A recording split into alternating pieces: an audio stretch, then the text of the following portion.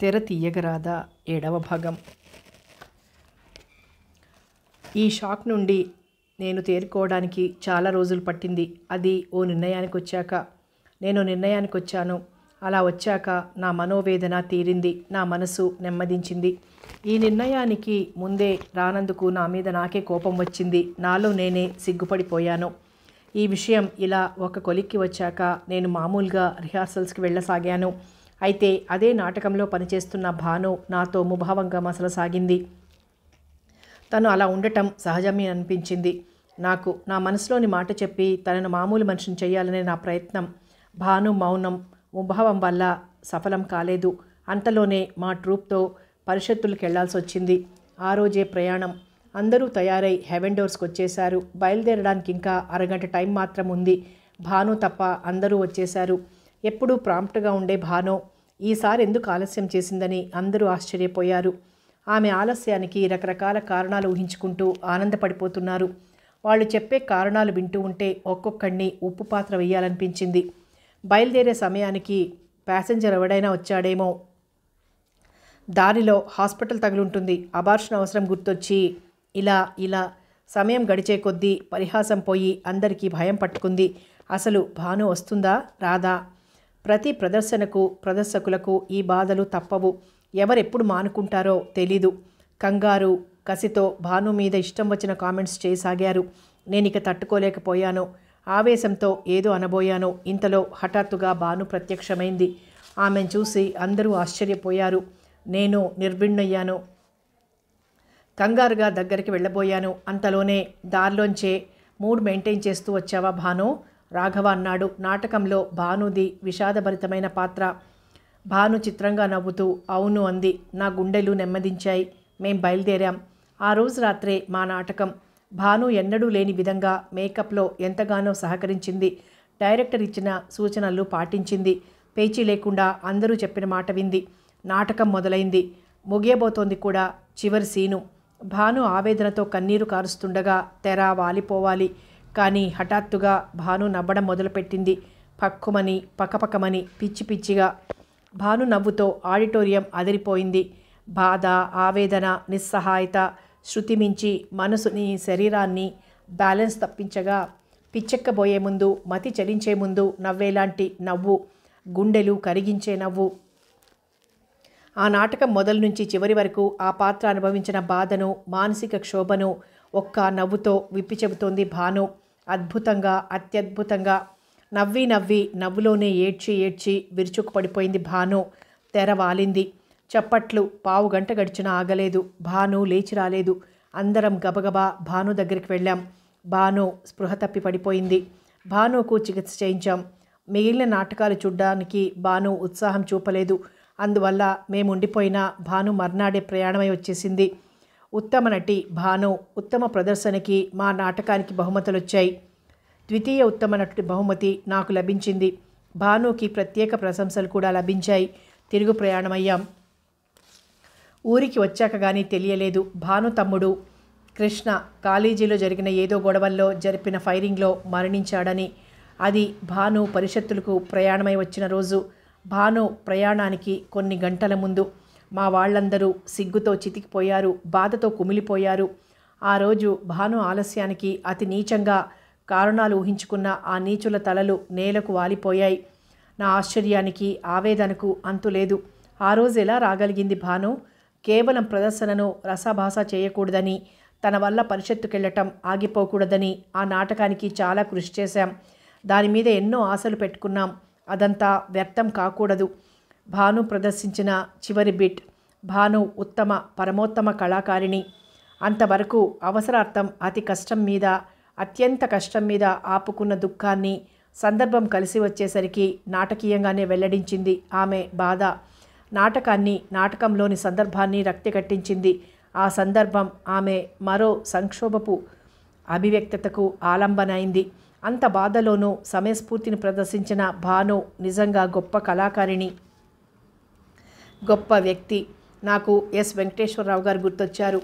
ఆయన మరణశయ్య మీద ఉన్నప్పుడు తన పాదాల దగ్గర కూర్చొని కుమిలిపోతున్న భార్య నుదుట కుంకుమను కాలి బొటనవేలితో చెరిపేశారట. నిర్ఘాంతపోయిన ఆ ఇల్లాలు ఇదేమిటని ప్రశ్నించగా జీవిత నాటకంలో ప్రదర్శించే చివరి బిట్ అంటూ చిరునవ్వు నవ్వారట. ఉత్తమ కళాకారులు జీవితాన్ని కళాపూరితం చేసుకోగలరు, కళకే జీవితాన్ని ఇవ్వగలరు. వెంకటేశ్వరరావు గారు మరణంలో కూడా తను ఆరాధించే కళను ప్రదర్శించారు. వరండాలో నేల మీద కాళ్ళు ముందుకు బార్లా జాపి గోడ కానుకొని కూర్చుని ఉంది భాను. ముఖం కొంచెం పైకెత్తి ఉంది. ఆమె చూపులు ఎక్కడో శూన్యంలో ఉన్నాయి. ఇంట్లో ఎవరు ఉన్న జాడలేదు, నిశ్శబ్దంగా ఉంది.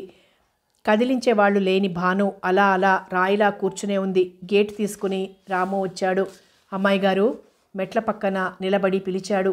భాను వ్యవహారం వాడి గుండెను కదిల్చిందని వాడి పిలుపులోని దీనత్వం చెబుతోంది.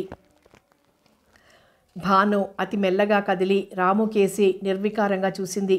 ఆ చూపుతో వాడి కడుపులో పేగులు కదిలిపోయాయి. ఏదేదో చెప్పాలని, ఓదార్చాలని, అమ్మా తల్లి అనాలని అనిపించినా అంత సాహసం చేయలేకపోయాడు.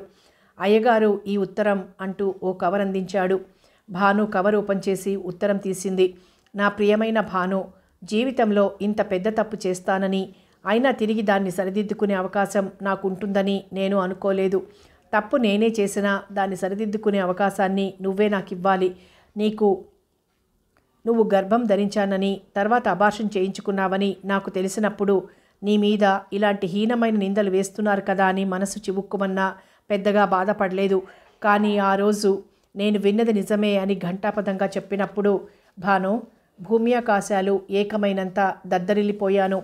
నా గుండె కోట్లాది ముక్కలై, రేణువులై గాలిలో కలిసిపోయినట్లు నిర్వీర్యమైపోయాను.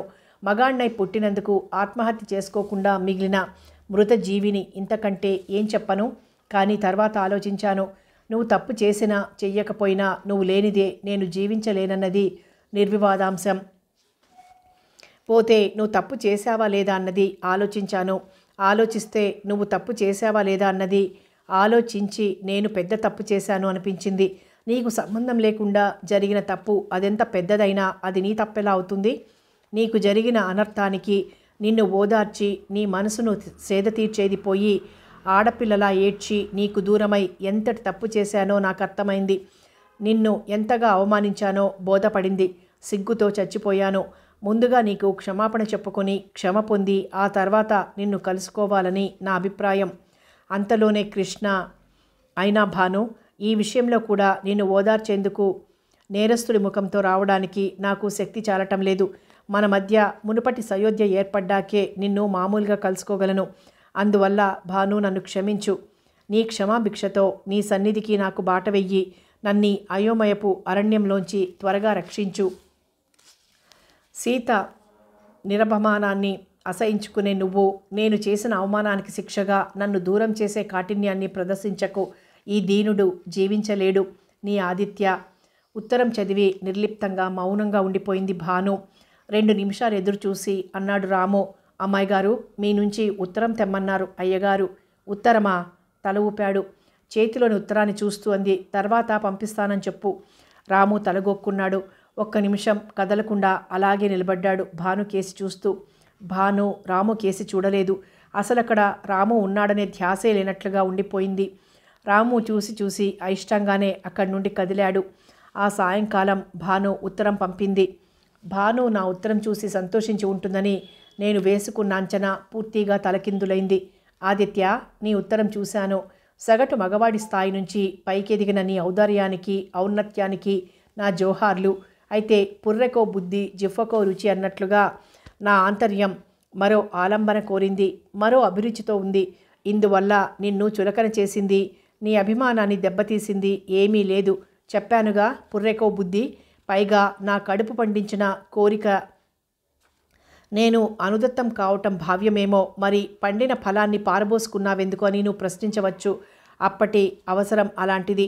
ఇంట్లో నా బాధ్యతలు, బంధాలు అన్నీ ఇప్పటికీ తీరిపోయాయి. కొత్త బంధాన్ని తగిలించుకుని వెళ్తున్నాను. నాతో అనుబంధం సంగతేమిటి అని నువ్వు అడగొచ్చు. అనుబంధాలన్నీ బంధాలు కావు కదా. ఊసరవెల్లి ఆఫ్టర్ ఆల్ ఓ చిన్న జంతువు. అవసరార్థం అవసరమైన రంగులు మార్చుకుంటుంది. మరి మనం మనుషులం. పైగా రంగులు పూసుకుని తిరిగే మనుషులం. అవసరానికి రంగులు మార్చుకోకపోతే బ్రతకలేం. జీవిత నాటకంలో నీతో నటించినప్పుడు రంగు కడిగేసుకున్నాను, కొత్త రంగు పూసుకున్నాను. Let me act this role. ఇంత బ్లంట్గా రాసినందుకు బాధపడకు, ఆశ్చర్యపోకు. ప్లెయిన్గా ఫ్రాంక్గా ఉండడం నా జీవలక్షణం. ఉంటాను. భాను. భాను జీవలక్షణం ఏమిటో గాని నా జీవం మాత్రం భానుతోనే వెళ్ళిపోయింది. జీవకళ హరించిపోయింది. ఎప్పట్లాగే సంఘర్షణ తట్టుకోలేక మా ఊరికి ప్రయాణమయ్యాను. అంతలోనే ఉన్నపాటున బయలుదేరి రమ్మని టెలిగ్రామ్ వచ్చింది ఊరు నుండి. వెళ్ళిపోయాను. భాను ఎక్కడికి వెళ్ళిందో, ఎవరితో వెళ్ళిందో ఎంక్వైరీ చేయలేదు. వెళ్ళిపోయాను అంతే. నేను వెళ్ళేసరికి ఎవరిదో వివాహానికి సన్నాహాలు జరుగుతున్నాయి. పిండి వంటలు, పచ్చ తోరణాలు, పందిళ్ళు. నాకు ఆసక్తి లేకపోయినా, నేను అడగకపోయినా చెప్పారు. పెళ్ళి నాదే, నాకే. పెళ్లి కూతురు నా మేనత్త కూతురు, నా మరదలు రూప. నేనేమీ ఆలోచించలేదు. ఆలోచించకూడదనే నా ఉద్దేశం. నా మనసును, నా గుండెను, నా మెదడును బ్లాంక్గా, భావశూన్యంగా ఉంచుకోవాలి. జరుగుతున్నది తప్ప జరిగింది, జరగబోయేది నాకు గుర్తుండకూడదు, అర్థమవ్వకూడదు. ఇవన్నీ జరగాలంటే నాకు దేనికి సమయం ఉండకూడదు. దేంట్లోనో ఒక దాంట్లో తీరిక లేకుండా ఎంగేజ్ కావాలి. అది ఏదైనా సరే భానుకు సంబంధించింది కాకపోతే చాలు. పెళ్ళైనా చావైనా సరే భానుని గుర్తు చెయ్యందైతే చాలు.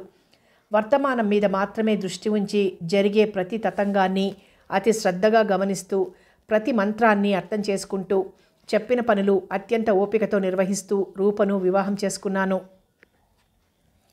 కానీ విధి నన్ను ఇక్కడ కూడా వెన్నుపోటు పొడిచింది. ఆ రాత్రి, తొలి రాత్రి, భాను స్మృతులు లేకుండా రాత్రి గడవాలి. మరి గడపాలంటే మరో పనిలో మగ్నం కావాలి. నిమగ్నం అవుదామనుకున్నాను. భాను స్మృతుల కంటే భాను స్థానంలో మరొకరిని నిలుపుకునే బాధే తక్కువ అనిపించింది. కానీ కన్నీటితో నాకు స్వాగతం పలికింది రూప. నా జీవితంలో ప్రవేశించిన రెండవ స్త్రీ కూడా నన్ను మోసం చేసింది అదే దారిలో. రూప గర్భవతి. వంశ గౌరవాన్ని కాపాడడం కోసం పెద్దలు నిర్వహించిన గౌరవమైన పని మా వివాహం. రూప చేతులెత్తి దండం పెట్టింది. రూప కూడా భారత స్త్రీ. మరి భానులాగే తన కడుపు మండించిన కోరికకు అనుదత్తం కావాలనుకుంటోంది. సహజమే. రూప మీద కోపం రాలేదు, జాలి వేసింది. నా మీద కూడా. పెద్దల మీద, వాళ్ళ చిన్న బుద్ధుల మీద కోపం, అసహ్యం, జుగుప్స, రోత, ఇంకా ఏమేమో. అదే రాత్రి ఇల్లు విడిచి, ఊరు విడిచి, నా పాత జీవితం విడిచి వచ్చేశాను శాశ్వతంగా.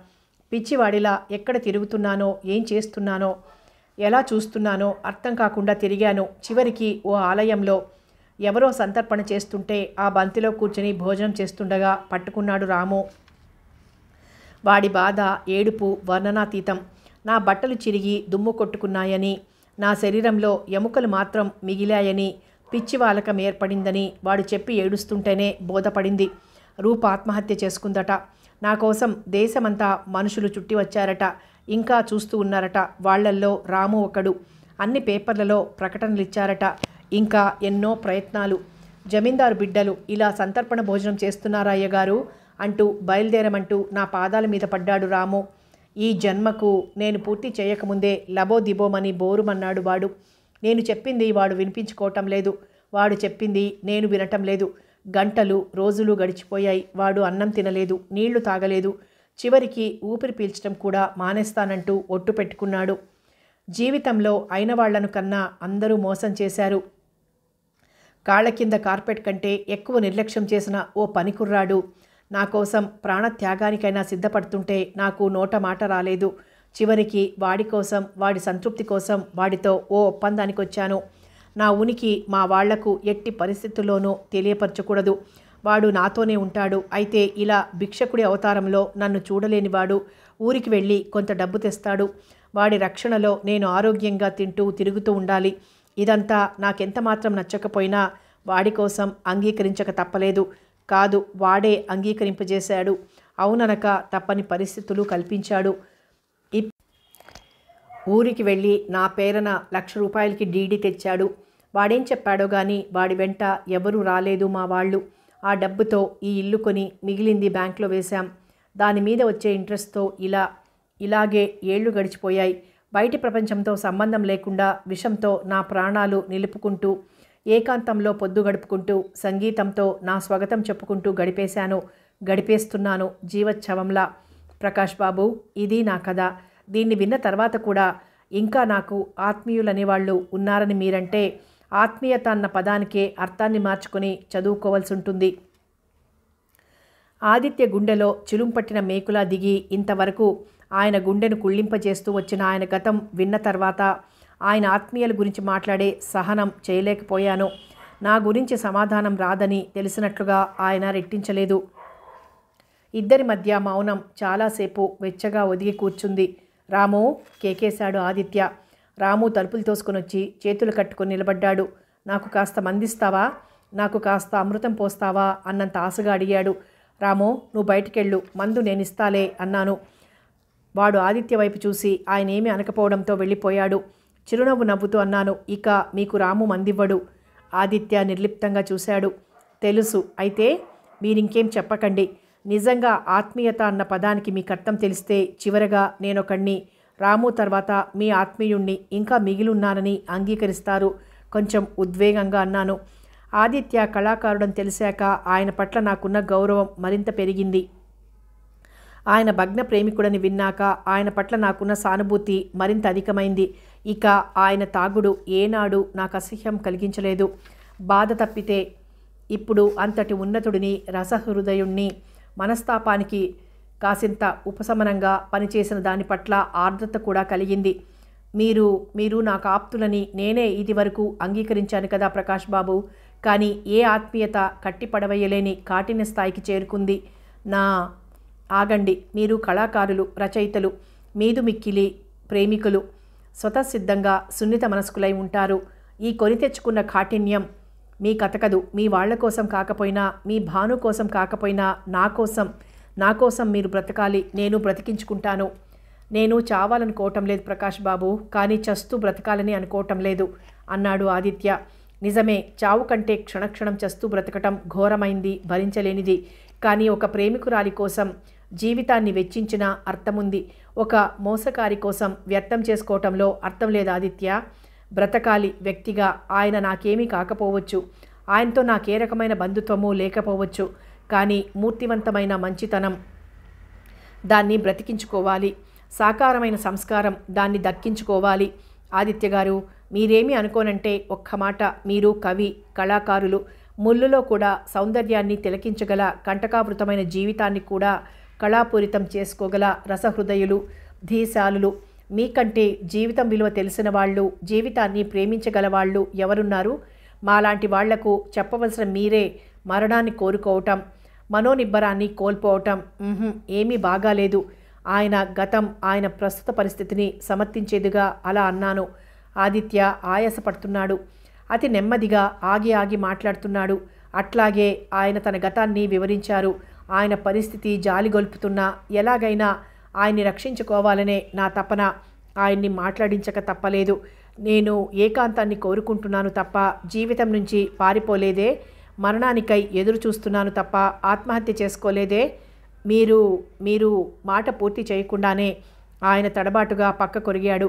కంగారుగా లేచి ఆయన దగ్గరికి వెళ్ళాను. ఆదిత్య గారు, ఏమైందండి? రాము అంటూ అరిచాను. రాము బాణంలా పరిగెత్తుకుంటూ వచ్చాడు. వెళ్ళి డాక్టర్ని తీసుకురా, అర్జెంట్ అన్నాను. ఆదిత్య వద్దన్నట్లు సైగ చేశాడు. ప్రకాష్ బాబు, ఈరోజు నా మనసు చాలా ప్రశాంతంగా ఉంది. ఎన్నో ఏళ్లుగా నా గుండెలో ఘనీభవించి మోయలేని బరువుగా నన్ను కృంగదీసిన బాధ ఈరోజు మీతో పంచుకోవడంతో దింపుకున్నట్లయింది. ఈ హాయిని, శాంతిని ఈరోజు పూర్తిగా అనుభవించనీయండి. డాక్టరు, మందులు అంటూ ఈ ప్రశాంతతను భగ్నం చేయకండి. రేపటి నుంచి మీరెలా చెబితే అలా వింటాను, అలా ఉంటాను. ఈ ఒక్కరోజుకు నేనేమీ అయిపోను, ప్లీజ్. ఆయన పరిస్థితి భయం గొల్పుతున్నా ఆయన నా వైపుగా దిగి వచ్చి అంత జాలిగా అడుగుతుంటే అంగీకరించక తప్పలేదు. మర్నాడు ఉదయం నేను నిద్రమంచంలో ఉండగానే రాము ఏడుస్తూ వచ్చాడు. నా మనసు కీడును శంకించింది. ఆదిత్య గారు, గాబరాగా అడిగాను. ఏమైంది రాము? ఆదిత్య గారికి బాగుందా? వాడు వెక్కి వెక్కి ఏడుస్తూ ఉత్తరం అందించాడు.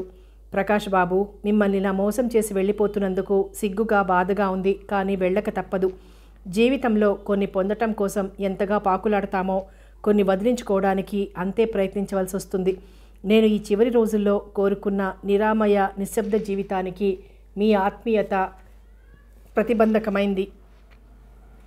ఎన్నడో రెక్కలు విరిగినది పక్షి, స్వయంగా లేవలేక, ఎగరలేక, తనకై తానే వచ్చే మృత్యుఛాయకై నిస్సహాయంగా ఎదురుచూస్తూ గడుపుతోంది. ఈ జీవోత్సవానికి మీ అభిమానమైన ఆత్మీయత అయిన అదనపు బరువే ప్రకాష్ బాబు. ఇలా అంటున్నందుకు బాధపడకండి. దురదృష్టవంతుడు ఎంత నికృష్టుడంటే కలిసి వచ్చే అదృష్టాన్ని కూడా ఓపలేనంత. ఇక మీ సమాజంలోని నటులు చాలా ఉత్సాహవంతులు. ఆర్థికమైన అండదండలు లోపిస్తే ఎంత ఉత్సాహమో ఊపిరి కోల్పోతుంది. మీ సమాజానికి శాశ్వత భవనంగా ఈ ఇల్లు ఇస్తున్నాను. బ్యాంకులో నా పేరు ఇంకా కొంత డబ్బుండాలి. అదెంతదైనా దాన్ని మీ నాటక సమాజానికి చెందేలా ఏర్పాటు చేశాను. ఇక రాము మా ఊరికి వెళ్ళిపోతాడు. నేను నిర్వికారంగా నిరుపేదగా వెళ్ళిపోయానని బాధపడకండి. ఈ ఏర్పాటు కళాకారుడిగా కళారాధకుడిగా నాకెంతో తృప్తినిచ్చింది. తృప్తిని మించిన ధనం ఈ ప్రపంచంలో ఏముంది? నేను ఎక్కడికి వెళ్తున్నానో నాకే తెలియదు. బహుశా నా చివరి నిశ్వాసం వరకు వెళ్తూనే ఉంటాను. ఆ ప్రయాణంలో బ్రతికి ఉంటే మళ్ళీ ఎప్పుడో ఎక్కడో కలుసుకోవాలనే ఉంటాను. ఆదిత్య. ప్రయాణికుల్ని పొట్టలో దాచుకుని వారి వారి గమ్యానికి చేర్చడానికి ముందుకు దూసుకు వెళ్తోంది రైలు. ఒక మూలగా ఉలెన్ శాలువా కప్పుకొని ముడుచుకొని కూర్చున్న ఆదిత్య మనసు చాలాసేపటిగా అస్థిమితంగా ఉంది. దానికి కారణం తనకు కొంచెం దూరంలో ఎదుటి సీటు మీద కూర్చున్న ఓ యువతి.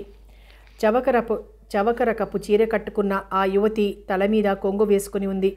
కొంగు క్రింద గాలికి చెలరేగుతున్న ముంగురులు కదిలినప్పుడంతా ముఖం లీలగా కనిపిస్తోంది. పైట కొంగు ముంగురులు తెరలు వేసిన ఆ ముఖం స్పష్టంగా కనిపించినప్పుడల్లా ఆదిత్య ఉలిక్కి పడుతున్నాడు. తన హృదయం సున్నితమైందే అయినా దానికి స్పందన కలిగించే శక్తి ఒకే ఒక్కరికి ఉండేది. మరి ఇదేమిటి? ఎన్నో ఏళ్లుగా అనుభూతులు అణగారిపోయి చచ్చుపడిపోయిన హృదయం చిన్న చిన్నగా ఊపిరి పోసుకుని స్పందిస్తుందేమిటి? ఎవరావిడ? ఎక్కడో చూసినట్లుంది. పూర్తి పోలిక దొరకడం లేదు. పైట జుట్టు ఆచ్ఛాదించిన ఆ ముఖంలో ముక్కు కొస తప్ప మరేమీ కనిపించడం లేదు. అదైనా అస్పష్టంగా ఆ మాత్రం ఆకార దర్శనంలో ఎన్నో జ్ఞాపకాల దొంతరలు. దేనికి స్థిర రూపం లేదు. ఎన్నో జన్మల వెనకటి జ్ఞాపకంలా మరీ అస్పష్టంగా ఉంది. అప్పుడప్పుడు కంటి మీద ముంగురులు కదిలినప్పుడు పొడుగ్గా సాగి పైకి వంపు తిరిగిన పై కనురెప్ప, దాని క్రింద స్థిరంగా నిలిచిన వెలుగు కిరణం ఆ జ్ఞాపకానికి స్థిరత్వాన్ని చేయడానికి మొదలుపెట్టడం. అంతలోనే గాలితెర నీలికుంతల యవనిక అడ్డులాగడం, తన మనసు నిస్పృహగా నిట్టూర్చడం. ఆమెలో కదలిక లేదేం, భంగిమ మారనే లేదు. చూపునెక్కడో ముడివేసినట్లు కంటిపాప ఆడటమే లేదు, రెప్ప వాలటమే లేదు. చిక్కి శల్యమైన దేహం తప్పనిసరిగా రైలు కుదుపులకి మాత్రం కొద్దిగా లయబద్ధంగా చలిస్తోంది. నిశ్చలమైన ఆ మూర్తి తన మనసుని ఎందుకింత అనిశ్చలం చేస్తోంది? బీటలు వారిన మనోనేత్రంలో మొదళ్లతో ఎండిపోయిన జ్ఞాపకాల మొక్కలు తడి తగిలినట్లు కొత్త చివుళ్ళు వేస్తున్నాయేం? తడిసిన మనసులో ఏవో మధురిమలు, సుగంధాలు. ఆ మధురిమ నోపలేక బాధపడుతుందేం మనసు? ఆ సుగంధాలను ఆస్వాదించలేకపోతుందేం మనోనాసిక? గుండెలు బరువెక్కిపోతున్నాయి. ఊపిరి ఆడటం లేదు, అందటం లేదు. ఉక్కిరి బిక్కిరి. ఆపలేని దగ్గొచ్చింది ఆదిత్యకు. ఓపలేని ఒగర్పు వచ్చింది ఆదిత్యకు. అందరూ ఇటు కేసు చూశారు. అంతటి ఇబ్బందిలోనూ ఆశగా ఆమె కేసు చూశాడు ఆదిత్య. ఆమె భంగిమ మారలేదు, చూపు కదల్లేదు. నిరాశగా నిస్పృహగా వెనక్కి ఒరిగిపోయాడు ఆదిత్య. చాలాసేపు గడిచిపోయింది. ఆదిత్య దగ్గుతూనే ఉన్నాడు. శక్తి హరించిపోయే వరకు శరీరంలోని విరిగిన రక్తం నోటి గుండా అతని ఒడిలో ఒలికిపోతూనే ఉంది. చాలాసేపు గడిచిపోయింది. రైలు పెద్దగా కూతపెట్టి ఆగిపోయింది. బయటేదో కలకలం, కోలాహలం. 10 నిమిషాల తర్వాత కంపార్ట్మెంట్లోని అందరూ దిగిపోయారు. ఎవరో కేక పెట్టారు. ఏవమ్మోయ్, మీ ఇద్దరూ దిగరా ఏమిటి? ముందుగా వెళ్ళిన గూడ్స్ బండి పట్టాలు తప్పిపోయిందట. ఈ రైలు తెల్లారేదాకా కదలదట. రైల్లో కూర్చుని ఏం చేస్తారు? దిగండి. ఆ యువతి ఉలిక్కి పడింది. చుట్టూ చూసింది. ఎవరూ లేరు, ఆ మూలనున్న వ్యక్తి తప్ప. చిన్నగా నిట్టూర్చి పక్కనే ఉన్న చేతి సంచి అందుకుని లేచి వాకిల్ దాకా వచ్చింది. దిగబోతూ వెనక్కి తిరిగి చూసింది. ఆమె కనుబొమలు ముడిపడ్డాయి. నస్యం రంగు శాలువా క్రింద ఆ వ్యక్తి తల అసహజంగా ఒరిగి కనిపించింది. క్రిందకి కాలు పెట్టబోయిందల్లా ఆ యువతి కాలు పైకి తీసుకొని అతని వైపు నడిచొచ్చింది. సంస్కారం లేక జీబురుగా ఉన్న తల, గడ్డం మీదుగా గుండెల మీద శాలువాను తడిపిన నెత్తుటి ధారలు. గాబరా పడింది ఆ యువతి. కను చీకటి వేళ. ఎందుకో కంపార్ట్మెంట్లో లైట్లు వెలగటం లేదు. ఆ మసక వెలుతురులో ఆ వ్యక్తి వయస్సు, పోలిక అందలేదామెకు. పరుగు పరుగున వాకిట్ దాకా వచ్చి బయటికి చూసింది. దాదాపు అర ఫర్లాంగ్ దూరంలో ఏదో స్టేషన్ ఉన్నట్లుంది. ప్రయాణికులంతా అక్కడికి చేరుకుంటున్నారు. దగ్గరలో ఎవరూ కనిపించలేదు ఆమెకు. చటుక్కున తిరిగి అతని దగ్గరకు వచ్చింది. తోడు ఎవరూ లేనట్లున్న ఆ నిస్సహాయ స్థితిలో, ఆ చీకట్లో ఒంటరిగా వదిలిపోవడానికి ఆమెకు మనసు రాలేదు. బాబ్గారు, బాబ్గారు అంటూ వంగి పిలిచింది. ఆదిత్యలో కదలిక కనిపించలేదు. ఆమె కంగారుగా అతని చెయ్యి అందుకొని చూసింది. నాడి ఆడుతూనే ఉంది. గాబరా కొంచెం తగ్గింది ఆమెలో. బాబుగారు అంటూ 2-3 సార్లు పిలిచాక ఆదిత్య కొద్దిగా మూల్గినట్లుగా శబ్దం చేశాడు. బాబుగారు, మీరు కొద్దిగా సహకరిస్తే మనం కూడా స్టేషన్ దాకా వెళ్ళొచ్చు. చీకటి పడుతోంది. ఇక్కడెవరూ ఉండేటట్లు కనిపించలేదు అంది. ఆదిత్య కదిలి మూల్గాడు. ఓ, మీరు లేవలేనట్లున్నారు. నేను వెళ్ళి ఎవరినైనా తీసుకొస్తాను అంది. వెంటనే వద్దన్నట్లుగా చెయ్యి ఊపాడు ఆదిత్య. కదిలి లేవబోగా ఆమె చెయ్యి అందించింది. ఆదిత్య కదిలాడే గాని ఆ యువతే పూర్తిగా లేపి నిలబెట్టవలసి వచ్చింది. ఆదిత్య పక్కనే చోటు చేసుకుని అంతవరకు శాలువా కప్పుకొని ఉన్న ఆ వస్తువును అప్పుడు చూసిందామె. ఆమె గుండె పట్టేసినట్లయింది. నాడులన్నీ లాగి బిగించినట్లుగా శరీరం బిగుసుకుపోయింది. ఆమె 2 చేతుల మధ్య ఉన్న ఆదిత్య భుజాలు కొంచెం నొక్కుకుపోయాయి. ఆదిత్య గొంతులోంచి సన్నని మూల్గు వెలువడింది. కలవరపాటులోంచి క్షణంలో కోలుకుందామే. నాభిలోంచి లాగినట్లున్న మాటల్ని అతి కష్టం మీద లాక్కుని అంది. ఇది మీదేనా? అప్పటికి బాగా స్పృహలోకి వచ్చిన ఆదిత్య నూతిలోంచి వచ్చినట్లున్న ఆ స్వరాన్ని విని ఉలిక్కిపడ్డాడు. ఎక్కడో ఎప్పుడో కర్ణరంధ్రాల్లో అమృతధారల్ని కురిసినట్లున్న ఆ స్వరం ఏనాటిది, ఎప్పటిది, ఎక్కడిది? జలపాతం పల్లానికి చేరి పల్చబడినట్లు, పై పడ్జ నుండి క్రింద షడ్జమంలో పలికినట్లు, వసంత కోయిల స్వరం వర్ష ఋతువులో సన్నబడినట్లు ఏనాటి అదర మాధుర్యమో అస్పష్టమై ఆమె మళ్ళీ అడిగింది. అవునన్నట్లుగా తలాడించాడు ఆదిత్య. ఆమె వణికే చేతులతో వయోలిన్ పెట్టి అందుకుంది. అది చాలా చిన్న స్టేషన్. మిణుకు మిణుకుమంటూ ఎంట్రన్స్ దగ్గర మాత్రం 1-2 లైట్లు వెలుగుతున్నాయి. చీమల పుట్టలా ఆ చిన్న స్టేషన్ను వందల కొద్ది జనం ఆక్రమించుకున్నారు. మూలగా కొంచెం ఖాళీ స్థలం చూసుకుని తన సంచిలోని దుప్పటి తీసి ఆదిత్యను పడుకోబెట్టిందామె. చిన్న గుడ్డ పీలిక తడుపుకుని వచ్చి అతని పెదవుల్ని, అతని గుండెల్ని అంటిన రక్తాన్ని తుడవడానికి విఫల ప్రయత్నం చేసింది. ఆ ప్రయత్నంలో ఆదిత్య అగ్నిలాంటి శరీరం ఆమెని ఉలిక్కి పడేలా చేసింది. చీకటి రాత్రి, చిన్న స్టేషన్, ఇద్దరూ నిర్భాగ్యులు. నిట్టూర్చింది బరువుగా. తినడానికి ఏమైనా తెస్తాను అని లేచి వెళ్ళింది. ముందు జాగ్రత్తగా అక్కడున్న అందరి అవసరానికి సరిపోవునట్లున్న తినుబండారాలని అప్పటికే కొందరు అవసరానికి మించి కొనిపెట్టుకున్నారు. అతి కష్టం మీద ఒక బన్ను, సత్తు గ్లాసులో కొంచెం టీ మాత్రం సంపాదించగలిగిందామే. బాబుగారు, కొంచెం బన్ తినండి. ఆ స్వరం నిద్రాణమై ఉన్న ఆదిత్య నాడీ మండలాన్ని ఉత్తేజపరుస్తోంది మాటిమాటికి. తనలో జ్ఞాపకానికి సంబంధించిన నాడులు తెగిపోయాయా? అనారోగ్యం మతిమాంద్యాన్ని కలిగించిందా? ఎక్కడిది స్వరం? ఎవరిది? బన్ను ముక్క గ్లాస్లోని టీలో అద్ది ఆదిత్య నోటికందించబోతూ ఉలిక్కి పడిందామే. అటువైపుగా సాగిపోయిన ఓ వ్యక్తి చేతిలోని బ్యాటరీ లైటు తాలూకు ఒకే ఒక్క సన్నని కాంతి కిరణం యుగయుగాల బలవంతపు మరుపు పొరలను చీల్చివేసింది. ఉక్కు తొడుగులో దాచిన గుండె నిండిన తీపి జ్ఞాపకాన్ని తొడుగు బద్దలు చేసి బయటికి లాగివేసింది. ఆమె స్వరం అంతర్ముఖంగా సాగి గుండె నగారా మీద ఆదిత్య అంటూ భీకరంగా మోగసాగింది. ఆమె నయనాలు అంతర్ముఖంగా కదిలి రైలు గుండెల్ని భయంకరంగా ఒరవసాగాయి. ఆవేదనతో అర్భటించిపోయిందామె. ఇలా చూడ్డానిక ఇన్నేళ్ళు? ఆమె మూగ వేదన, మూగ రోదన ఆమె కళ్ళల్లో కరిగి నిశ్శబ్దంగా ఆమె చేతనున్న గ్లాస్లోని టీలో కురిసి కలిసిపోయింది. 5 నిమిషాల సంఘర్షణ అనంతరం తుఫాన్ వెలిసిన సముద్రంలా ప్రశాంతంగా చల్లబడిన టీలో ముంచిన బన్ను ముక్కను మళ్ళీ ఆదిత్య నోటికి అందించబోయిందామె. నోరు తెరవకముందే దగ్గుతెర ఉక్కిరి బిక్కిరి చేసింది ఆదిత్యను.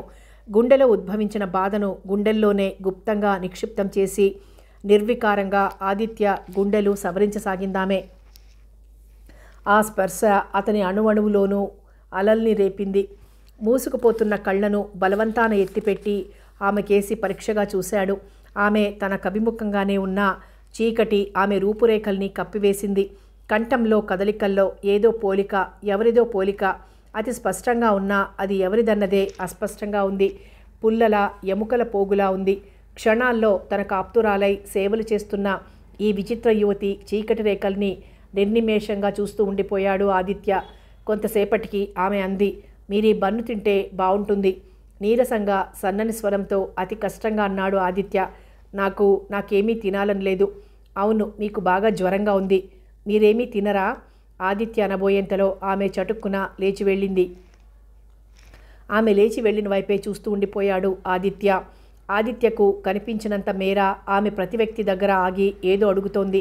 ఆమె నల్లని ఆకారం క్రమంగా దట్టమైన నల్లని జనసందోహంలో కలిసిపోయింది. కాసేపటికి ఎవరినో వెంటబెట్టుకుని వచ్చింది ఆ యువతి. ఈయనేనండి, చాలా జ్వరంగా ఉంది, బాగా దగ్గుతున్నారు, పైగా ఆయాసం, నోటి నిండా రక్తం పడుతోంది. ఆమె కంఠం తడిసినట్లుగా బరువుగా బాధగా అనిపించింది ఆదిత్యకు. ఆ వచ్చిన ఆయన ఆదిత్య పక్కన మునిగాళ్ల మీద కూర్చుని నాడీ పరీక్షించాడు. చూడమ్మా, నేను డాక్టర్నే గాని ప్రస్తుతం నా దగ్గర మందులేవీ లేవు. ఇక ఈ స్టేషన్ తాలూకు ఊరు కూడా చాలా దూరంలో ఉందట, పైగా పల్లెటూరు. అంత దూరం వెళ్ళినా తలనొప్పి మాత్రైనా దొరుకుతుందనేది అనుమానమే. సో తెల్లారి రైలు బయలుదేరే వరకు మనమేం చేయలేము. నిస్సహాయంగా లేచి నిలబడ్డాడు డాక్టర్. ఏదైనా ప్రథమ చికిత్స? ఇలా రండమ్మా. ఆదిత్య అరకళ్ళలో చూస్తుండగానే ఇద్దరూ వెళ్ళిపోయారు. ఆయన నీకేమవుతారు? ఈ ప్రపంచంలో నాకున్నదే ఆయన. He's all I have. ఎటో చూస్తూ అంది. డాక్టర్ కొంచెం ఇబ్బందిగా కదిలాడు. చెప్పండి డాక్టర్, ఆయనకేమిటి జబ్బు?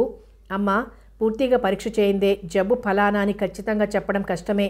కానీ ఏదో పెద్ద జబ్బుతోనే బాధపడుతున్నట్లుంది. వీలైనంత తొందరగా ఆయనకి వైద్యం జరగాలి. మరి మనం చూస్తే ఇక్కడిలా చిక్కుపడిపోయాం నొచ్చుకుంటూ అన్నాడు డాక్టర్.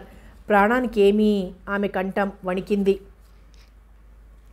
ఎవరి ప్రాణాలకు ఎవరు గ్యారెంటీ ఇవ్వగలరమ్మా?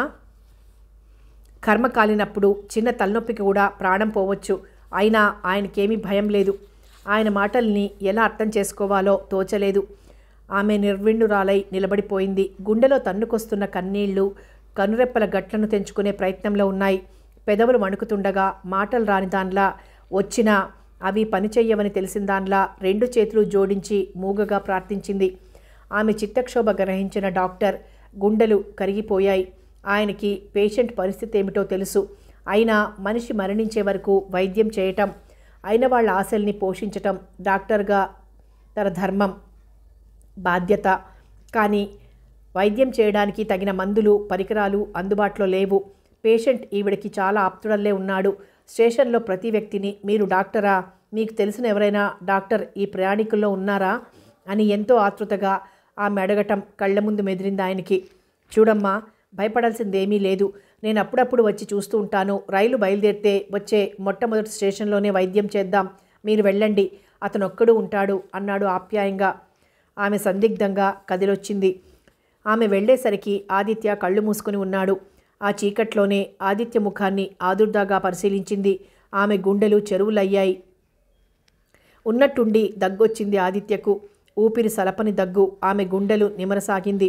హఠాత్తుగా తన గుండెల్ని నిమురుతున్న చెయ్యి పట్టుకున్నాడు ఆదిత్య. అవును భాను, భాను నువ్వే, ఇది నీ చెయ్యే, ఇది నీ స్పర్శే భాను. దిగువ కళ్ళు తెరిచాడు ఆదిత్య. కొంగు నోటికి అడ్డం పెట్టుకుని లోలోనే కుమిలిపోతున్న అస్థిపంజరం లాంటి స్త్రీ ఆకారం, తీర్చిదిద్దినట్లున్న ఇంపైన ఒంపు సొంపులతో కుదురైన ఆకారం భానుది. మరి ఈమె ఎవరు? స్పర్శ. ఎవరు మీరు? నిజం చెప్పండి. ఇప్పటికే నా మనసు కల్లోలంగా ఉంది. ఈ చివరి క్షణాల్లో ఇంత అశాంతి కలిగించే హక్కు మీకు లేదు. ఇంత అలజడి భరించే శక్తి నాకు లేదు. ఎవరు మీరు? నా మీద దయ ఉంచి చెప్పండి, మీకు నమస్కరిస్తాను, మీ పాదాలు. ఆదిత్య అంటూ కేక పెట్టింది భాను. ఆదిత్య చివురుటాకులా వణికిపోయాడు. ఆనందమో ఆక్రోశమో తెలీదు. ఊపిరి సలపని ఉద్వేగం అతని గుండెల్ని ఒరిసింది. భాను. ఈ భానును చూసి ఆనందించాలో ఆవేదన చెందాలో అర్థం కాని విలక్షణ స్థితి. ఆదిత్య, నన్ను క్షమించు, నన్ను క్షమించు. భాను చెయ్యి ఆదిత్య పాదాల మీద పడింది. భాను తొలిసారిగా తన పాదం మీద చెయ్యుంచిన నాటి అనుభూతి గుర్తుకొచ్చింది. ఆ స్పర్శ, ఆ అనుభవం, ఆ అనుభూతి మారనే లేదు. అదే ఇప్పుడు అంటే భాను మారలేదు. ఆనాడు ఈనాడు ఒకటే భాను. అంటే ఈ రెంటికి మధ్య కాలంలోనిది భాను ప్రేమారాధన, నటన. ఈ ఉద్విగ్నత తట్టుకోలేని ఆదిత్య ఉక్కిరిబిక్కిరయ్యాడు. గుండె చెక్కలయ్యేంతగా వ్యాకోచం చెందుతున్నట్లు 2 చేతులతో గుండెల్ని నొక్కుకున్నాడు. భాను అతని పరిస్థితి గ్రహించింది. అతని మానసిక స్థితి అర్థం చేసుకుంది. ఆమె ఒక నిశ్చయానికి వచ్చింది.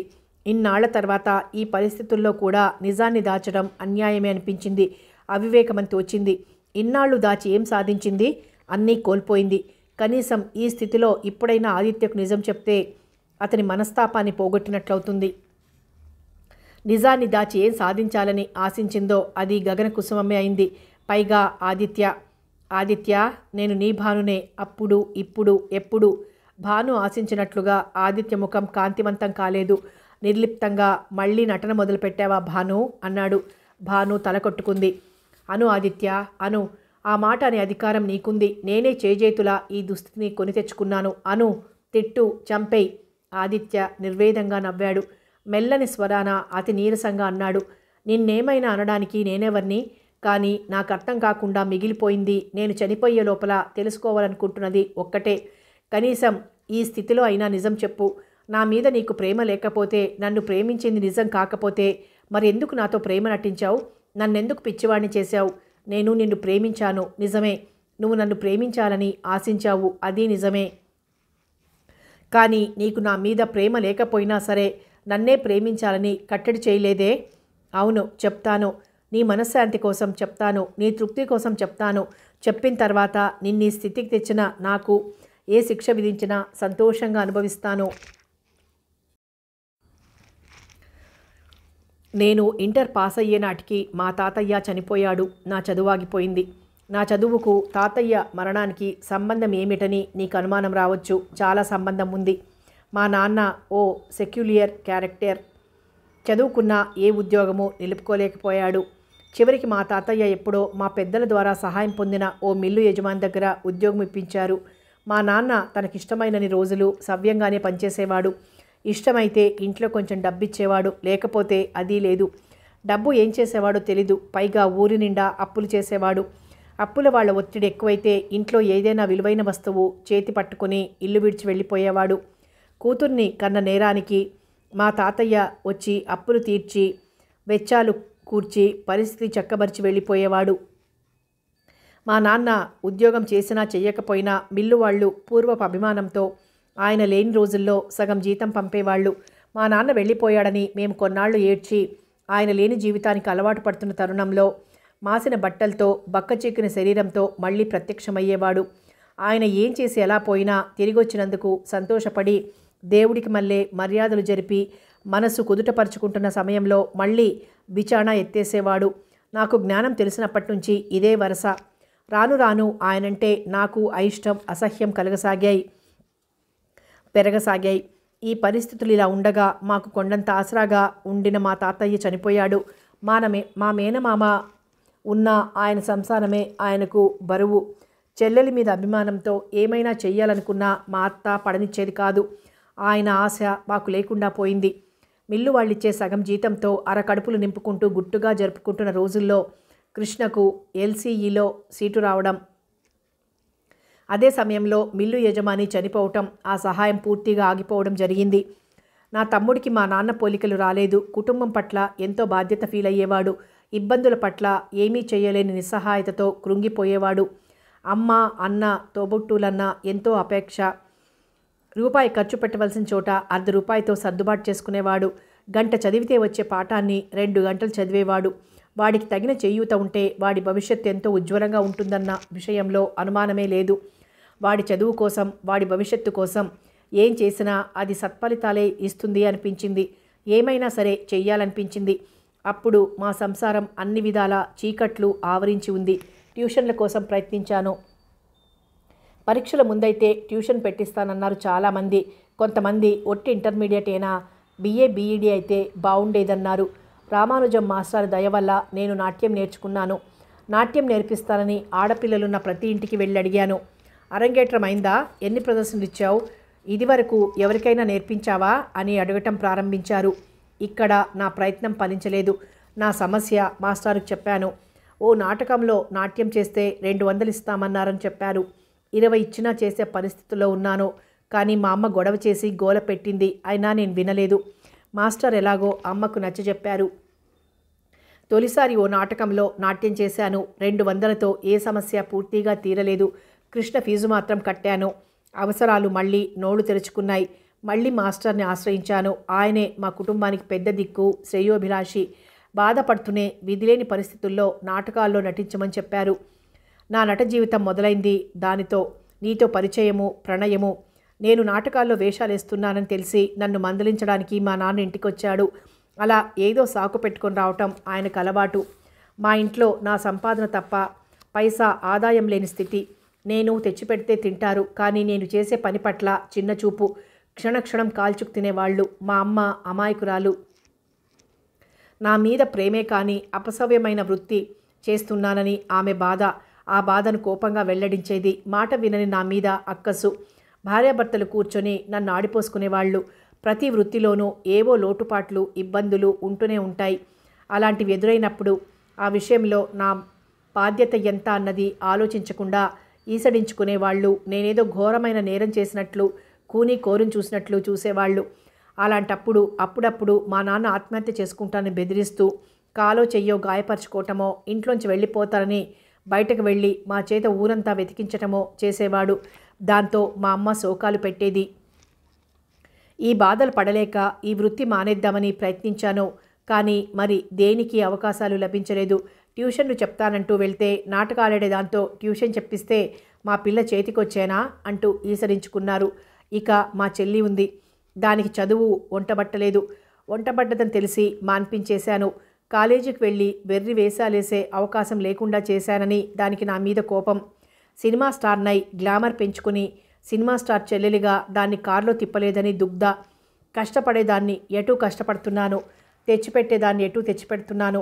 అలాంటి పాత్రలోని సినిమా హీరోయిన్లా శాంతంగా, బరువుగా, కన్నీళ్లతో ఉండకుండా కసుబుసులాడతానని దానికి ఆశ్చర్యం. వృత్తిపరమైన ఇబ్బందులు, అవమానాలు ఎటూ నాకు తలనొప్పిగా ఉండనే ఉన్నాయి. అయినా ఎవరికోసమైతే ఇవన్నీ భరిస్తున్నానో, ఎవరికోసమైతే అంత కష్టపడుతున్నానో వాళ్లకే నా పని మీద, నా మీద సదభిప్రాయం లేదు. చెల్లెలికి గౌరవం లేదు. తల్లిదండ్రులకు ప్రేమ, వాత్సల్యం లేదు. అయినా వాళ్ళందరినీ మూర్ఖుల కింద జమకట్టేశాను. గడుసుతనంతో, తెచ్చిపెట్టుకున్న కోపంతో వాళ్ళు నాకు లెక్కలోని వాళ్ళు కాదు, ఇదంతా నా కోసం చేస్తున్నాను అనే భ్రమను నాకు నేను కలిగించుకుని వాళ్లకు కలిగించి మొండిగా బతుకుతూ వచ్చాను. ఇక వృత్తి విషయానికి వస్తే సమాజం దృష్టిలో, చివరికి నాటకరంగ వ్యక్తుల దృష్టిలోనూ వ్యభిచారికి, నాటకాల్లో వేషాలేసే యువతికి వెంట్రుక వాసి కంటే ఎక్కువ తేడా లేదేమో. వృత్తిపరమైన చనువు, ఇంటిమసీ వల్ల ప్రతి వాడు తాగడానికి ప్రయత్నించేవాడే. ప్రతివాడు లొంగదీసుకునేందుకు అరులు చాచేవాడే. ఎవరికి ఓ నాటకాల అమ్మాయి మీద పవిత్ర భావం కానీ, పవిత్ర ప్రేమ కానీ ఉండవు. ఎక్కడో మీలాంటి ఏ ఒక్కరికో తప్ప. ప్రతి నాటక కళాకారుడు ఎవరికి వారు తానో కళాకారుణ్ణని, తానో గొప్ప స్రష్టనని గొప్ప ఫీలింగ్. అదే కళాకారిణి విషయానికి వస్తే అదో రకమైన చులకన భావన. ఏం మాట్లాడినా దానికి పెడార్థాలు, ఏం జరిగినా వ్యంగ్యమైన వ్యాఖ్యానం, ఎక్కడికి వెళ్ళినా ఎవరితో మాట్లాడినా నీచమైన నిందలు. చిచి, ముఖ్యంగా స్త్రీల విషయానికి వస్తే నాటక రంగమంతా అసహ్యమైన వ్యవస్థ మరొకటి లేదు. ఓసారి నేను, నరేంద్ర రాత్రి రిహార్సల్స్ ముగించుకొని తిరిగి వస్తున్నాం. బ్రోతల్స్ అనే అనుమానంతో కానిస్టేబుల్ స్టేషన్కి తీసుకెళ్లడం, నిజం తెలుసుకుని వదిలేయటం జరిగింది. కానీ తెల్లవారేసరికి మేమిద్దరం లాడ్జీలో ఉండగా పోలీస్ రైడింగ్ జరిగి స్టేషన్కి పట్టుకెళ్ళినట్లు వార్త పుట్టించారు. నాకెంత అసహ్యం వేసిందంటే అంత దుర్మార్గులకు నిజం కూడా చెప్పే సహనం లేనంత. ఆ విషయం తెలిసి మా నాన్న భుజం కోసుకున్నాడు. నేనే రక్తం ఇవ్వవలసి వచ్చింది. హాస్పిటల్ నుంచి నీరసంగా ఇంటికి తిరిగి వస్తున్నాను. నువ్వు ఎదురయ్యావు. నీ కళ్ళల్లో అనుమానాన్ని నేను గ్రహించాను. అయినా నిజాన్ని వివరించి నిన్ను కన్విన్స్ చేయాల్సిన అవసరం నాకు కనిపించలేదు. అలా చేసి నన్ను నేను కించపరచుకోవాలనిపించలేదు. నువ్వు రాత్రి స్టేషన్లో ఉన్నావా అని అడిగావు. ఉన్నమాట నిజమే, అవునన్నాను. నువ్వు ఇంకేం ప్రశ్నించలేదు. నాకు చెప్పాలనిపించలేదు. అంతే, వచ్చేశాను. ఈ నాటక రంగంలోని తోటి కళాకారులు నా ప్రతిచర్యను వికటంగా వ్యక్తీకరించడానికే ప్రయత్నించారు. నేను కాదనలేదు, ఖండించలేదు. ఆ వెర్రిబాగుల మందను, ఆ వెర్రిని ఎంజాయ్ చేయనిచ్చాను. నా నిజాయితీని నిరూపించుకోవాల్సిన అవసరం నాకు కనిపించలేదు. నైతిక విలువల గురించిన సదభిప్రాయం లేని అమాయకులకు వాటి గురించి వివరించవలసిన అగత్యం ఏముంది? వివరించినా అర్థమవుతుందా? ఇంకా నువ్వు చెప్పుడు మాటలతో నా మీద అనుమానాన్ని పెంచుకోవటం, మళ్ళీ ఆ అంధకారం నుంచి బయటపడటం నేను గమనిస్తూనే ఉన్నాను. మన మధ్య పరస్పరం ఆకర్షణ, ఆరాధన ఉన్నా, ఈ దుష్టశక్తుల ప్రభావం మన మధ్య అగాధాన్ని సృష్టించే ప్రమాదం ఉన్నా, నా నిర్దోషిత్వాన్ని నిరూపించుకునే ఆసక్తి నాకు లేకపోయింది. నన్నుగా తెలుసుకునే బాధ్యతను నీకే వదిలేశాను. నా అంచనా తప్పకుండా నన్ను ఎప్పటికప్పుడు నువ్వు అర్థం చేసుకుంటూనే వచ్చాను. నవ్వే వాళ్ల ముందే కింద పడినట్లుగా నా చెల్లెలు సుబ్బలక్ష్మి పెళ్లి కాకుండానే కడుపు తెచ్చుకుంది. నా తల్లిదండ్రులు కానీ, ఈ సంఘానికి కానీ నా మీదే దురభిప్రాయం నా చెల్లి మీద, తమ్ముడి మీద లేదు. సరే, నాకున్న చెడ్డ పేరు నాకే ఉండని, నాకు వచ్చింది నాకే రాని. అందుకే నా కన్న తల్లికి కూడా తెలియకుండా సుబ్బులికి అబార్షన్ చేయించాను. ఎలా తెలిసిందో, మేము అబార్షన్ గురించి నర్సింగ్ హోమ్కి వెళ్ళినట్లు మన వాళ్ళందరికీ తెలిసిపోయింది. ఇంకేముంది, ఆ శుభకార్యాన్ని నా కంటగట్టారు. నేను ఊహించిందే కాబట్టి సంతోషంగా తల వంచాను. చివరికి నా చెల్లెలు కూడా అబార్షన్ గురించి డాక్టర్ దగ్గరికి వెళ్ళారట కదా అని అడిగిన వాళ్లకు, అవును, మా అక్కకు అని చెప్పింది. మా నాన్న యథాప్రకారం నా మీద అలిగి ఇల్లు విడిచి వెళ్ళిపోయాడు. నా మనసు చాలా వికలమై ఉంది. ఎన్నడూ లేని విధంగా నాలోని వేదనంతా నీతో పంచుకుని మనసు తేలికపరచుకోవాలనిపించింది. ఎన్నడూ అనుకోని విధంగా నా నిజాయితీని నీ ముందు బయటపెట్టి నీ ఓదార్పు పొందాలనిపించింది. అప్పటికి చాలా రోజులుగా నువ్వు నన్ను కలవలేదు. నేనే మీ ఇంటికి వచ్చాను. నువ్వు చాలా రోజులుగా ఊళ్ళో లేవని రాము చెప్పాడు. నిస్పృహగా కుర్చీలో కూర్చుండిపోయాను. టేబుల్ మీద వెయిట్ పెట్టబడిన ఇన్లాండ్ కవర్ గాలికి సరిగ్గా అతుకుపడలేదేమో ఊడి రెపరెపలాడుతోంది. నిరాసక్తంగా దాని కేసు చూశాను. బాగా పెద్దవాళ్ళు రాసినట్లుగా గొలుసురాత. అనుకోకుండా నా దృష్టికి భాను అన్న అక్షరాలు తోచాయి. నీకు నా గురించి రాసేవాళ్ళెవ్వరు? నాలో కుతూహలం పెరిగింది. తప్పని తెలిసినా నాకు తెలియకుండా నా గురించి నీకు రాసిన విషయాన్ని తెలుసుకోవాలనిపించింది. ఉత్తరం అందుకొని పూర్తిగా చదివాను. అది మీ తండ్రి గారు నీకు రాసిన ఉత్తరం.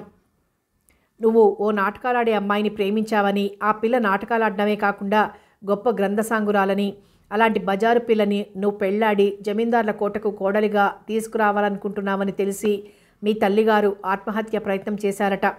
అదృష్టవశాత్తు సమయానికి గమనించి ఆ ఆపద తొలగించుకున్నారు. అగ్నిపునీత సీత లాంటి మీ అమ్మ సరసన కోడలిగా ఓ అస్పృశ్యురాలిని తీసుకొచ్చేందుకు నీకు మనసెలా అంగీకరించింది ఆదిత్య వర్మ?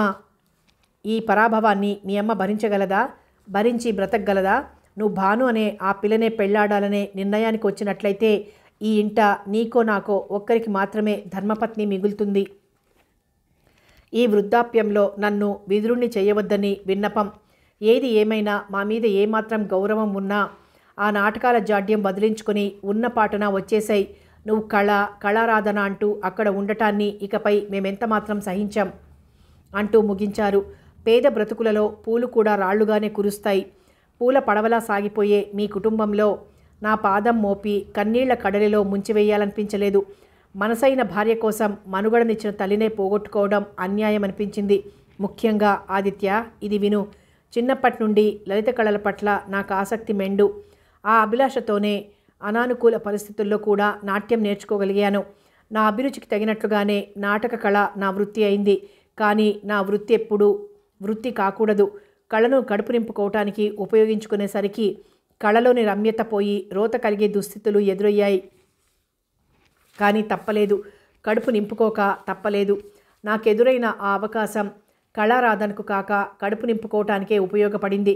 కళను కళగా ఆరాధించేవాళ్ళు, ఆస్వాదించేవాళ్ళు ఎంత అదృష్టవంతులు.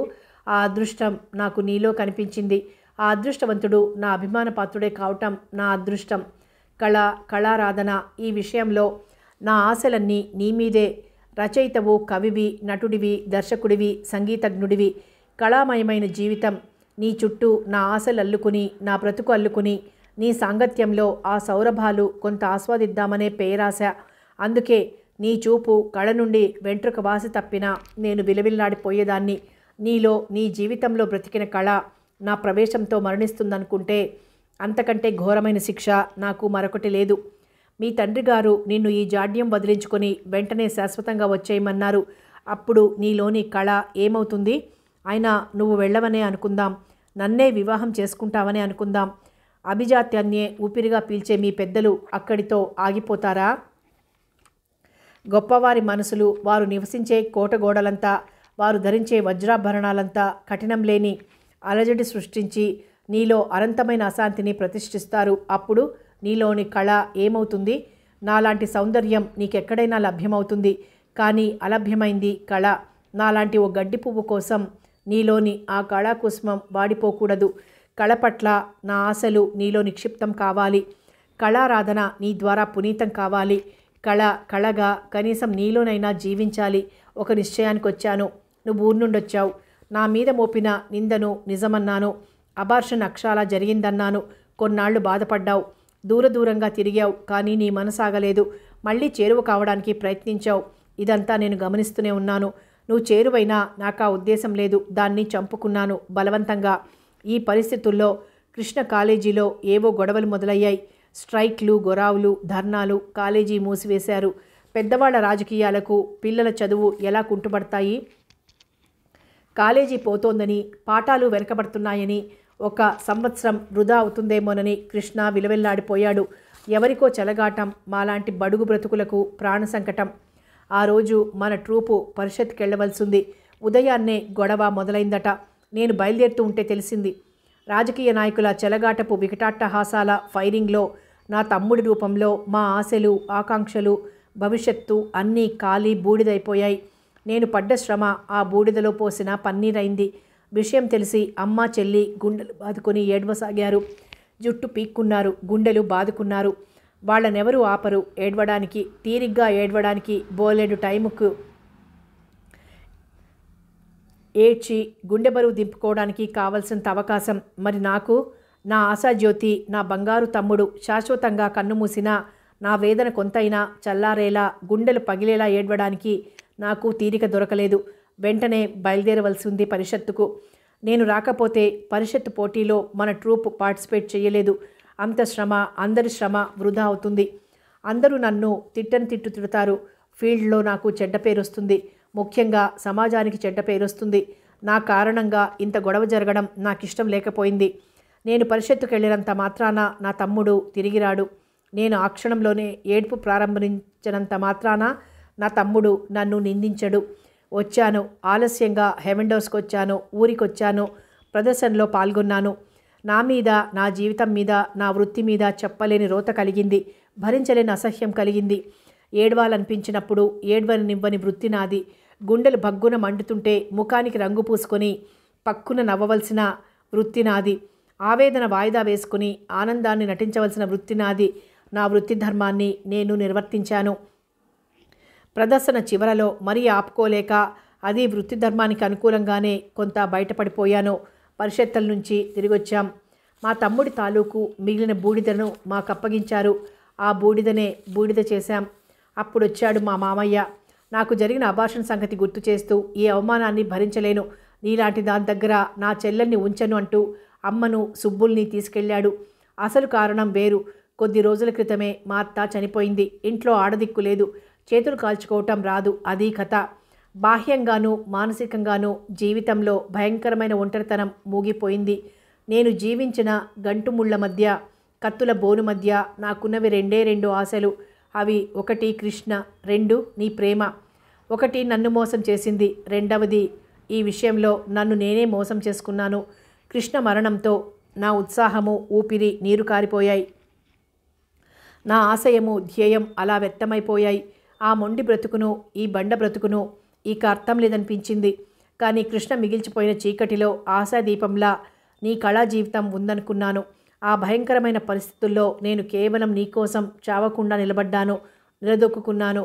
నీ కళాభినివేశం, నీ కళారాధన తాలూకు పూలగాలులు దూరం నుంచైనా ఆస్వాదించాలనే పిచ్చి కోరిక, నా ఆశ, నీలో జీవించాలనే తపన. కానీ రాము నువ్వు పంపిన ఉత్తరం తెచ్చాడు. నా ఆశలు అడియాసలయ్యాయి. నా మీద కోపంతో, నా మీద అసహ్యంతో వివాహ విషయంలో నీ గమ్యాన్ని మార్చుకుంటావనుకున్నాను. నన్ను కాలిలో విరిగిన ముల్లులా తీసి పారవేసి మరో పూలబాట వైపు దారి మార్చుకుంటావనుకున్నాను. కానీ ఈ దౌష్ట్యంలో నీ ప్రమేయం లేదు అన్నావు. నీ బాధ్యత కాదు అన్నావు. నిన్ను అవమానించి, అనుమానించి నేనే తప్పు చేశాను భాను అని రాశావు. నా ఆశలు అడియాసలయ్యాయి. ఇంత పవిత్రుణ్ణి, ఇంత సాధు స్వభావుణ్ణి, ఇంత దైవస్వరూపుణ్ణి అందుకోలేకపోతున్న నా కర్మకు కుమిలిపోతూ నీ గుండెలో మరో సమిద వేస్తూ ఉత్తరం రాసి వెళ్ళిపోయాను. నీ గుండెలో సమిద పడిన మాట నిజమే గాని నేను ఉద్దేశించిన ప్రకారం మాత్రం కాదది ఇప్పుడు అర్థమవుతోంది. ఆదిత్య, ఈ కళలున్నాయే దుర్గంధభూయిష్టమైన మనిషి జీవితంలో సుగంధం లాంటివి. యాంత్రికమైన జీవితంలో కాస్త స్పందననిచ్చేవి లలిత కళలే. ముఖ్యంగా మనసు కానీ శరీరం కానీ అనారోగ్యానికి గురైనప్పుడు సేద తీర్చి స్వాంతన కూర్చేవి కళలే. ఒంటరితనంలో ఆ నిర్వేదంలో నిస్తేజంలో ఉత్తేజాన్ని ఉత్సాహాన్ని కలిగించేవి కూడా కళలే.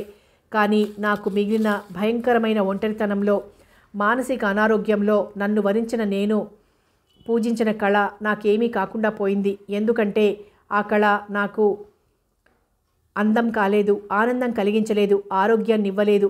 ముళ్లల్లో దొర్లుతున్నట్లు నిప్పుల్లో పొర్లుతున్నట్లు క్షణక్షణం నరకం అనుభవిస్తూ ఆ కళతో సాహచర్యం చేశాను. నేను నటవృత్తి మానివేసినప్పుడు, ఆ వృత్తి చేయాల్సిన అవసరం ఇంకా లేదు అనుకున్నప్పుడు, నేను శాశ్వతంగా మహాప్రస్థానం ప్రారంభించినప్పుడు ఎంతో రిలీఫ్గా అనిపించింది. ఎందుకు నటన నాటకరంగం కళ కాదా? ఆ కళలో ఔన్నత్యం ఔచిత్యం లేవా? ఎందుకు లేవు? ఉన్నాయి.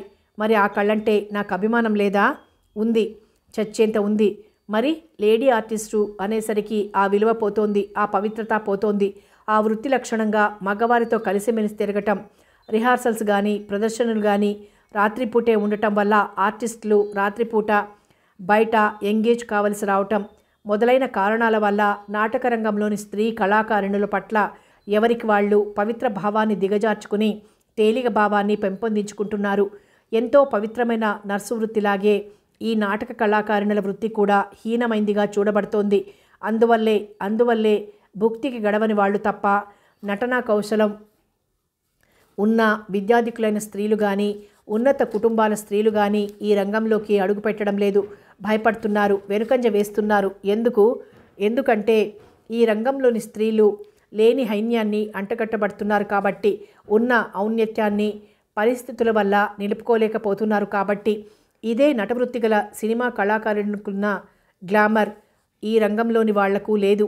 అందుకే ఉన్న కొద్దిమంది ఉత్తమ కళాకారులు కూడా కాస్త పేరు రాగానే సినిమా ఛాన్సులకై ప్రయత్నాలు ప్రారంభిస్తారు. ఈ కారణం వల్ల నాటకరంగంలో స్త్రీ కళాకారుల స్థాయి సంఖ్య నిలవడం లేదు. నాటకరంగం ఇంకా అభివృద్ధిలోకి రావాలంటే, లేడీ ఆర్టిస్టుల సంఖ్య స్థాయి పెరగాలంటే ఈ పరిస్థితులు మారాలి, విలువలు మారాలి. కళాకారిణిని గౌరవించడం నేర్చుకోవాలి. స్త్రీలోని స్త్రీతత్వం మీది కాంక్షతో, చులకన భావంతో స్త్రీలోని సామర్థ్యాన్ని గుర్తించటం లేదు. ఈ ధోరణి ఏం కోల్పోజేస్తోందో ఎవ్వరూ గ్రహించటం లేదు. ఏ కళలోనైనా స్త్రీ రాణించినట్లుగా పురుషుడు రాణించలేడని చాలామంది అభిప్రాయం. ఏ కళకైనా స్త్రీయే అలంకారం.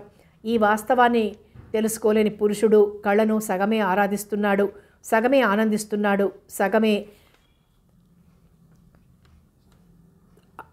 పొందుతున్నాడు. కళాకారిణిగా దర్శించలేనివాడు ఈ దేశానికి మోక్షం లేదు. నాటకరంగాన్ని బూతురంగంగా నాటకాలాడే వాళ్లను వేశ్యలుగా చూసినంతకాలం నాటకరంగంలో కూడా చౌకబారు వ్యక్తులే చోటు చేసుకుంటారు కానీ ఉత్తమ శ్రేణి కళాకారిణులు దూరంగా తొలగిపోతారు. ఏముంది, నాటక ప్రదర్శన కోసం వెళ్ళిన స్త్రీని గ్రామ్ఫోన్ బూతుపాటలకి డ్యాన్స్ చేయమని అడుగుతారు ప్రేక్షకులు. పల్లెపట్లలో అయితే నాటక ప్రదర్శనల అనంతరం ఆర్టిస్టుల రేటు గురించి ఎంక్వైరీ చేస్తారు మోతుబరులు.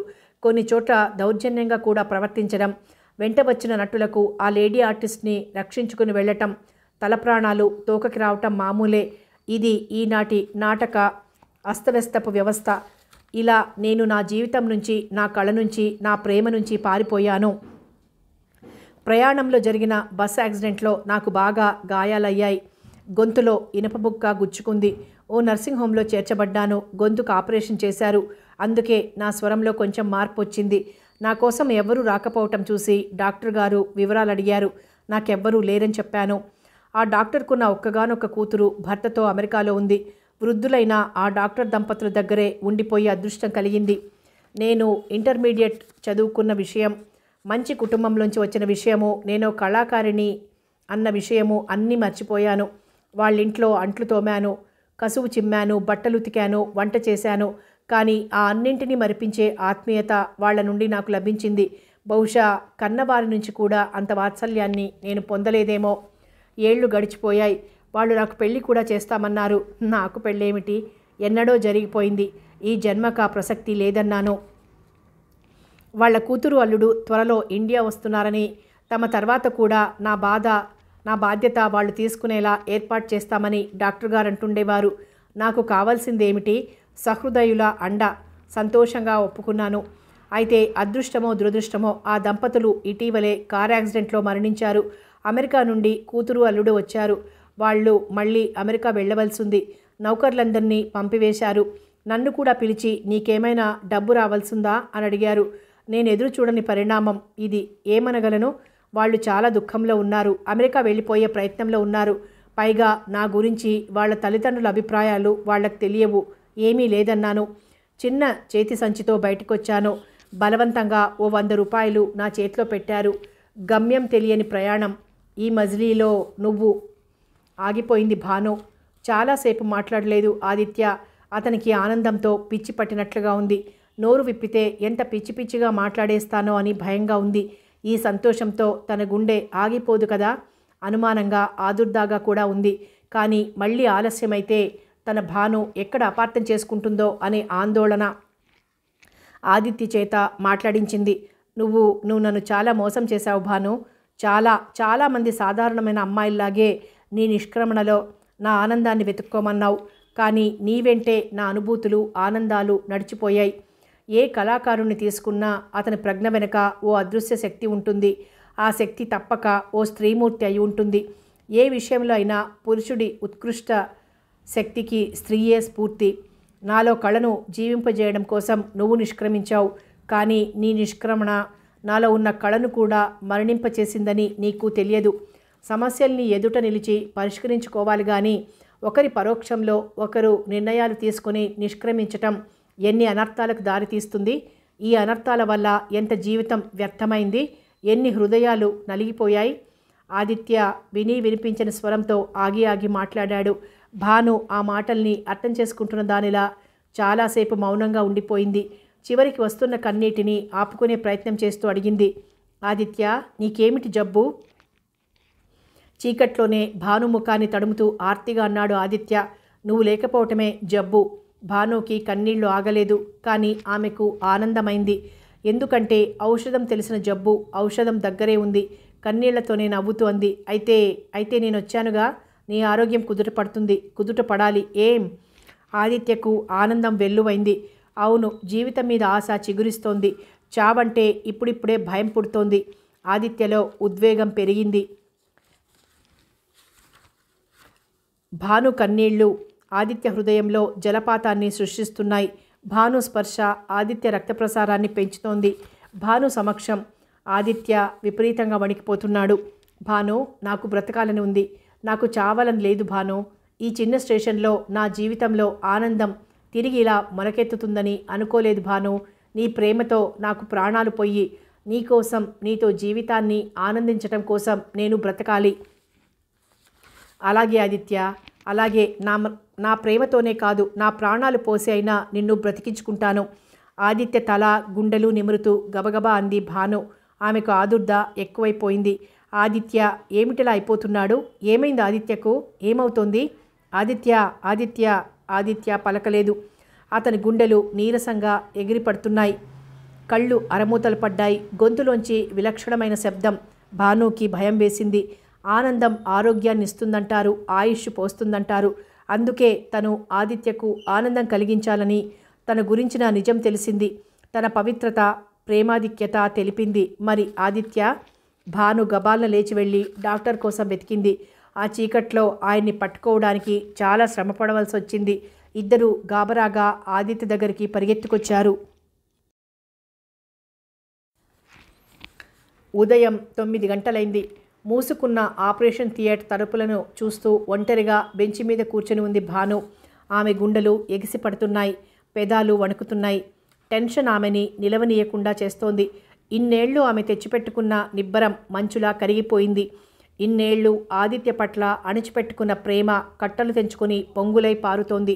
కన్నీళ్లు జాలువారగా ఒళ్ళో పెట్టుకున్న వయోలిన్ని అదే ఆదిత్య అన్నంత ప్రేమగా సుతారంగా నిమురుతూ భాను అభిప్రాయంలో ఎన్నో యుగాలు గడిచాయి. భాను క్షణక్షణం థియేటర్ తలుపులకేసి చూస్తోంది అనటం కంటే ఆమె చూపులు తలుపులను దాటి పక్కకు కదలటం లేదు అంటే సరిగ్గా ఉంటుంది. చిన్న అలికిడికి కూడా తలుపులు తెరుచుకున్నాయేమోనని ఉలిక్కి పడుతోంది. శబ్దం ఆమెకు భయంగా, నిశ్శబ్దం మరీ భయంకరంగా ఉంది. ఇన్నేళ్ల తర్వాత నగ్న హృదయాలతో కలుసుకున్నారు. ప్రేమానురాగాలు, జీవితం మీద ఆశలు పొంగులువారగా కలిసి జీవించాలనే కోర్కే బలీయం కాగా ఇలా భాను ఆలోచనల్లో వర్తమానం తాలూకు భయాలు, భవిష్యత్తు తాలూకు కలలు. ఓ వెన్నెల రాత్రి విరబూసిన పూల మొక్కల నడుమ అరమోడ్పు కళ్ళతో తనను చూస్తూ ఆదిత్య వయోలిన్ వాయిస్తూ ఆనంద తరంగిణిలా అల్లనల్లన అడుగులలో హొయలు కురియా తాను ఆనందం అమృతవర్షిణియై హఠాత్తుగా తలుపులు తెరుచుకున్నాయి. ఉలిక్కిపడి చటుక్కున లేచి నిలబడింది భాను. ఆమె ఒడిలోని వయోలిన్ క్రిందపడి ముక్కలైంది. సమాప్తం. తెర తీయగరాదా నవల సమాప్తం. మరో మంచి నవలతో మళ్ళీ కలుద్దాం.